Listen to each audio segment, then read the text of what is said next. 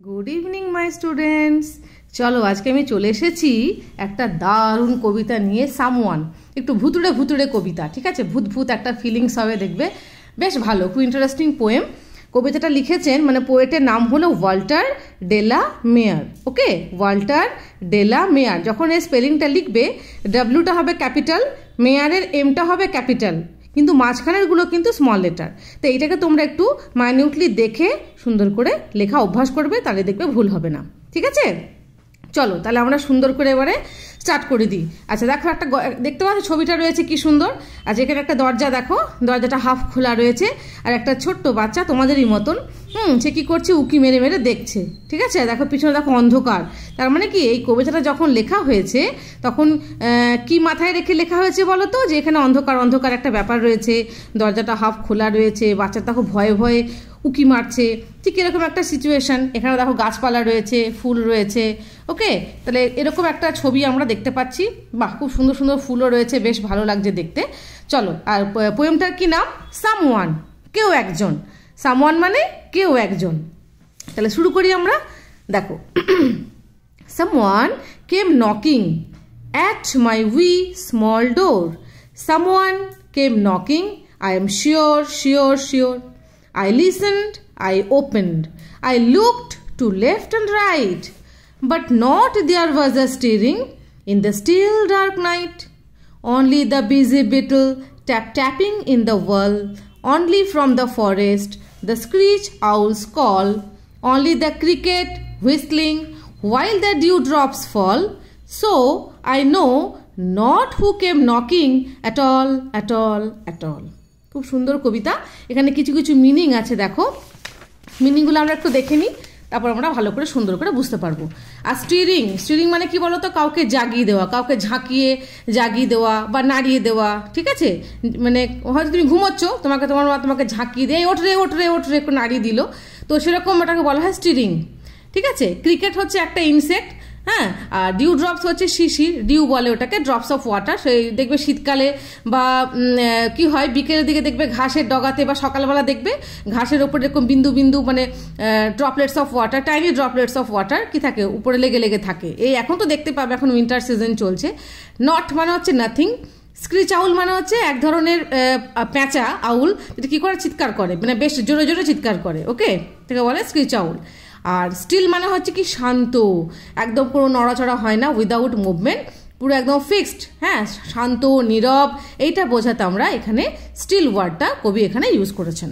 ওকে, চলো তবে শুরু করি, এবার লাইন বাই লাইন বুঝবো। Someone came knocking at my wee small door.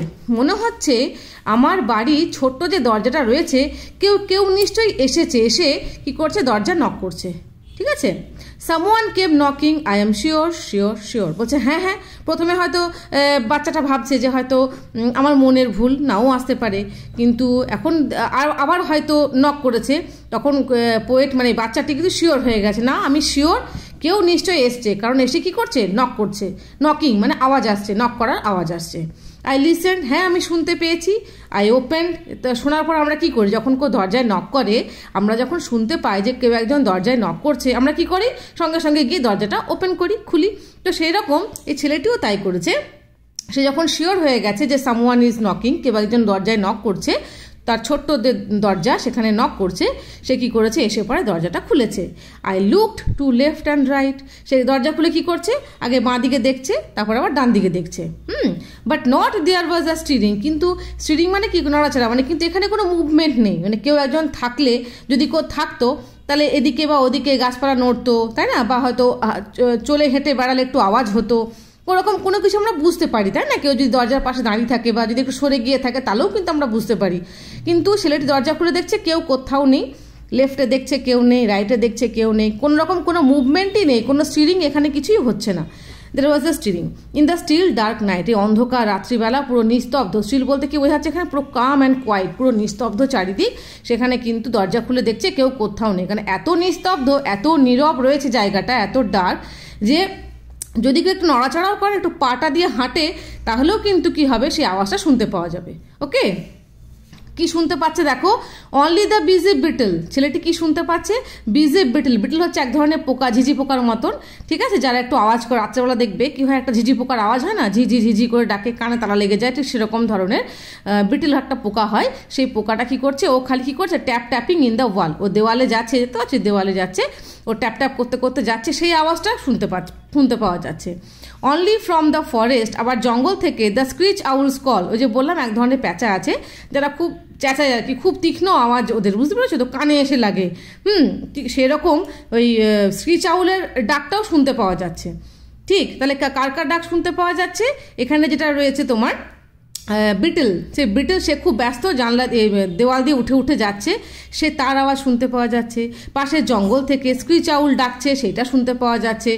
Only the cricket whistling. Cricket হচ্ছে একটা পোকা, ওই গোবর পোকার মতন দেখতে হয়, তোমরা হয়তো দেখোনি, ওটা ওয়ান কাইন্ড অফ ইনসেক্ট, ওকে, পোকা, একটু মোটা হয়, শেল থাকে উপরে, দুটো এরকম সুরের মতন থাকে, যায় আর কি। ওরাও ভীষণ আওয়াজ করে, হুইসলিং মানে এই মানে যেরকম হুইসেল হয় না এক ধরনের, এরকম ওই সিটি মারে লোকে, শুনতে পেয়েছি, জানি আমরা, তো ওই রকম সিটি মারার মতন ক্রিকেটও টিক টিক টিক টিক করতে করতে সেও মুখে আওয়াজ করছে, সেটাকেও শুনতে পাওয়া যাচ্ছে।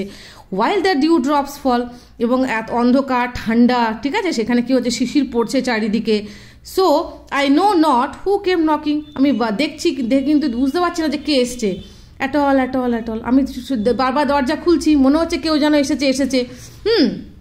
ডান দিকে দেখছি, বাঁ দিকে দেখছি, কি বলে, বিজি বিটলের আওয়াজ শুনতে পাচ্ছি, ক্রিকেটের হুইসেল শুনতে পাচ্ছি, ডিউ ড্রপ, শিশির পড়ছে, সেটাও আমি ফিল করতে পাচ্ছি, তাই না? এদিকে পাশের জঙ্গলে স্ক্রিচ আউল ডাকছে, সেটাও আমি শুনতে পাচ্ছি। কিন্তু অন্য কোনো মুভমেন্ট আমি এখানে লক্ষ্য করছি না, আবার কোনো মানুষের কোনো মানে যদি কেউ এসে থাকে আর কি, সামওয়ান, তো তার আমি কোনোরকম কোনো মুভমেন্ট আমি বুঝতে পারছি না। তার মানে কি? তার মানে ভূত এসছে, রাইট? তার মানে কি হচ্ছে? ভূত এসছে। আমি বললাম না একটা ভূতের কবিতা। তাহলে এখানে কবি কিন্তু খুব মজা করেছেন, ঠিক আছে? কি বলছেন? সামওয়ান, মনে হচ্ছে কেউ এসেছে, কিন্তু খুলে দেখছে কেউ নেই, নোবডি ইজ দেয়ার। ভাবতে পারছো কিরকম একটা ব্যাপার?